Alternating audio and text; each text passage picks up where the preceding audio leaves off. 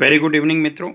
ये जो है असिस्टेंट प्रोफेसर जो आज 30 तारीख यानी 30 अक्टूबर 2021 को जो पेपर हुआ शाम के पाली का, उसका जीएस का सेक्शन है ये। हालांकि ये ऑप्शनल भूगोल है, तो हम लोग जीएस के प्रश्नों को देखेंगे क्योंकि इसमें 3 प्रश्न आए हैं और ये मिला लीजिए, ये जो है बुकलेट सीरीज़ बी है। तो आइए हम लोग पेपर को, प्रश्नों को देखते हैं। पहला प्रश्न है, how many types of marriages are there in ancient India? प्राचीन भारत में विवाह कितने प्रकार के थे? तो विवाह जो है वो 8 प्रकार के होते थे। Option B is correct. Which Indian nationalist leader compared Dandi March as the Paris March of Napoleon? तो ये सुभाष चंद्र बोस थे। Option D is correct. 2 का ऑप्शन डी सही है। अगला प्रश्न है, which one of the following elements is content in the monazite sand? निम्नलिखित में से कौन सा तत्व मोनाजाइट रेत में पाया जाता है? तो ये केरल के तट पे बहुतायत में मिलता है और इसमें ये है तत्व है थोरियम।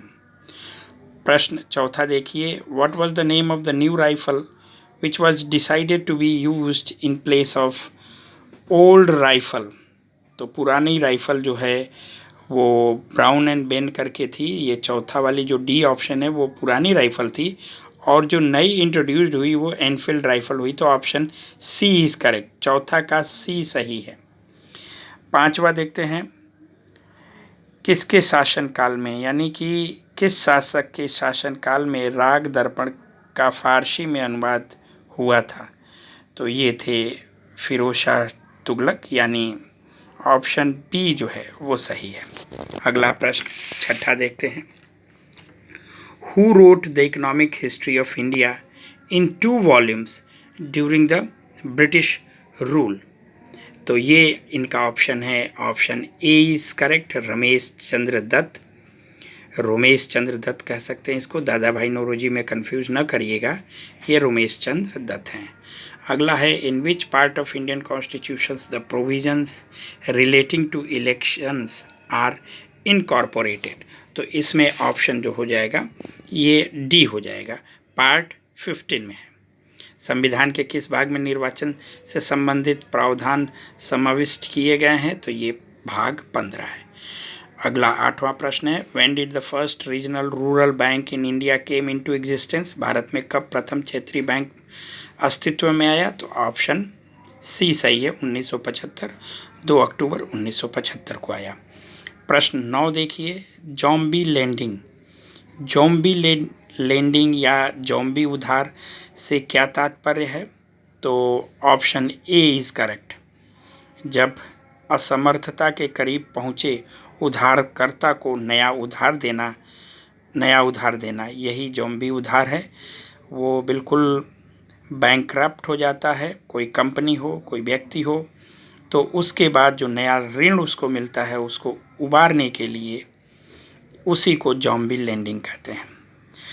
10वां है, article 21A of the constitution of India provides for right to education? Option D is correct. भारत के संविधान का अनुच्छेद 21A का प्रावधान करता है तो शिक्षा का अधिकार, यानी ऑप्शन डी सही है।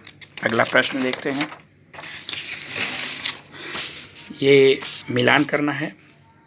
तो जगजीत पवाड़िया, ये देखिए हिंदी में भी देख लीजिए, जगजीत पवाड़िया ये अंतर्राष्ट्रीय नारकोटिक्स कंट्रोल बोर्ड की अध्यक्षा चुनी गई हैं, जगजीत पवाड़िया। डॉक्टर पैट्रिक अमोथ ये कीनिया के हैं और WHO के वो अध्यक्ष चुने गए हैं। और इसी से मिला लेंगे तो आपका ये ऑप्शन जो है डी जा रहा है, ऑप्शन डी इज करेक्ट। अगला प्रश्न देखिए, who one the first gold medal in Tokyo Olympic 2020 played in 2021? तो ये पहला ऑप्शन हो जाएगा यांग कियान जो है ये पहली महिला थी जो गोल्ड मेडल जीती थी। ये प्रथम गोल्ड मेडल था 2020 के टोक्यो ओलंपिक का, खेला गया था 2021 में कोरोना के कारण। तीसरा प्रश्न है, विच ऑफ द फॉलोइंग यानी निम्नलिखित देशों में से मई 2021 में किसने चाइना 17+1 संघ से अपने को अलग कर लिया? तो ये है Lithuania. Option C is correct. 14वां देखते हैं, पराक्रम दिवस। पराक्रम दिवस जो है किसके जन्मदिन को सेलिब्रेट करता है? किस महत्वपूर्ण व्यक्ति के जन्म दिवस के उपलक्ष्य में ये दिवस पराक्रम दिवस जो है वो मनाया गया? तो ये Subhash Chandra Bose. Option B is correct.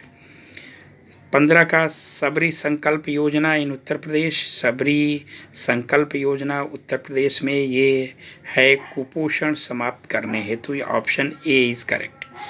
Reflective teaching में ऑप्शन डी के तरफ जा रहा है। I am not sure about it, लेकिन डी ही ज़्यादा सही उचित लग रहा है।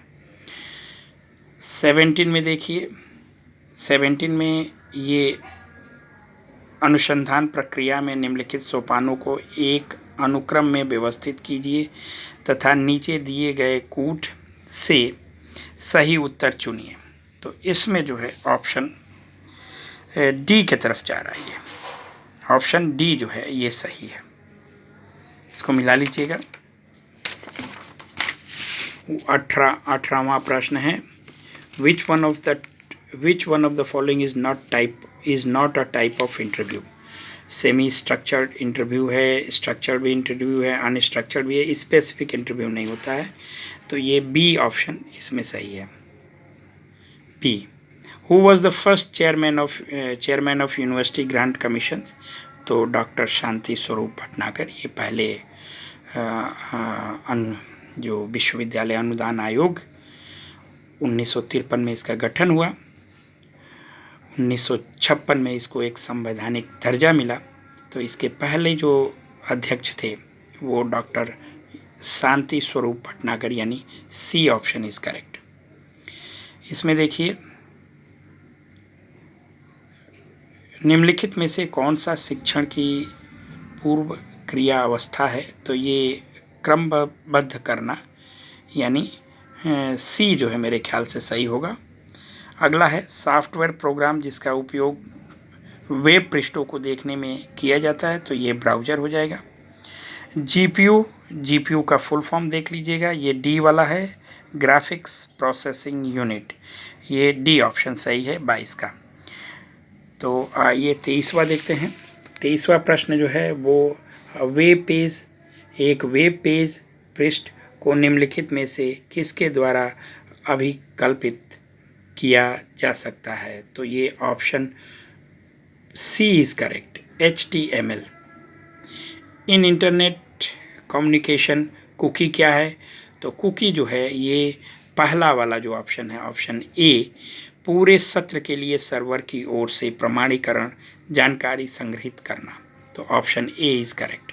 अगला है, which one of the following prizes is given for excellent work in the field of computer? तो इसमें से टूरिंग पुरस्कार हो जाएगा, टूरिंग अवार्ड, यानी 25 का ऑप्शन ए सही है। 26 प्रश्न पे आइए। एन एबायोटिक कंपोनेंट जो अजैविक घटक है, तो इसमें से 26 में से अगर देखेंगे तो ऑप्शन बी यानी ह्यूमस सही हो जाएगा। ये बकिए जो हैं बैक्टीरिया, प्लांट्स और फंगी, ये सब सारे जो है बायोटिक कंपोनेंट है इकोसिस्टम के। तो 26 का बी सही है। आइए अगला प्रश्न देखते हैं। 27 प्रश्न देखिए, which one of the following statements is are related to eco mark label? तो इसमें जो है पहला और दूसरा सही हो रहा है, यानी बी जो है ऑप्शन ज़्यादा सटीक बैठ रहा है।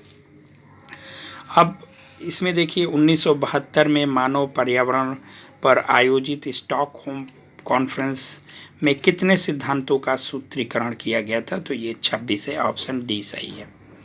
ग्रीन हाउस इफेक्ट किससे मेनली कॉज होता है, यानी किसके कारण उत्पन्न होता है?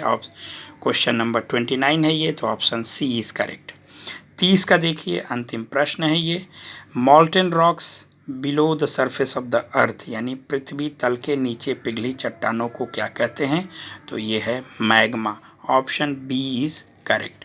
दोस्तों, ये भूगोल का पेपर है और ये पार्ट बी में भूगोल सेक्शन है। तो जीएस का सभी का जो है एक समान रहता है, यानी सारे प्रश्न जो है ये एक ही रहते हैं। सीरीज़ अलग अलग मिलता है, ए बी सी डी, तो प्रश्नों का जो है जो क्रम होता है वो इधर उधर हो सकता है, लेकिन प्रश्न यही रहेंगे। तो आप मिला लीजिए। अगर किसी का किसी प्रश्न का उत्तर अगर हमसे गलती से गलत हो गया हो तो आप उसको कमेंट सेक्शन में ज़रूर बताएं। नमस्कार, जय हिंद, जय भारत।